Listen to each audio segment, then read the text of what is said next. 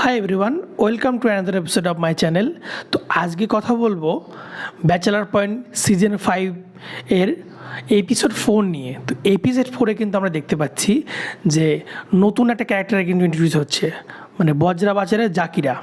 তো বজরা বাজারের জাকিরা কিন্তু আগে প্রথম কয়েকটা মানে শেষ এপিসোডে কিন্তু দেখেছি যে তার ভূমিকা এবং তার রোল কিন্তু খুবই অস্বল্প ছিল, কিন্তু মানে ধীরে ধীরে মানে বজরা বাজার জাকিরা কিন্তু তার মানে ক্যারেক্টারের ওজন দিয়ে এবং তার পারফরমেন্স দিয়ে কিন্তু ক্যারেক্টারটাকে দিন দিন কিন্তু আরও স্ট্রং করে তুলছে, ইন্টারেস্টিং করে তুলছে।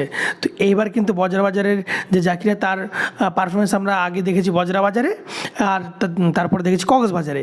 কিন্তু এবার কিন্তু সরাসরি একদম ব্যাচেলার পয়েন্টের বাসায়, মানে একদম পুরো ফ্ল্যাটে চলে আসছে। তার ইন্টারেস্টিং ক্যারেক্টার কিন্তু মানে আমরা দেখতে পাবো যে একদম ফ্ল্যাটে সমস্ত ক্যারেক্টারের সঙ্গে কিন্তু তার সিন রয়েছে এবং খুব ইন্টারেস্টিং সিনগুলো রয়েছে।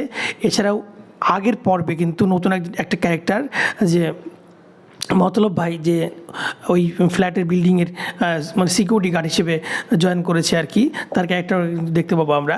তো বজরা বাজারের জাকিরের ক্যারেক্টারটা কিন্তু খুব ইন্টারেস্টিং, সবার খুব ভালো মানে লেগেছে আর কি, লাগছে তার অ্যাক্টিং।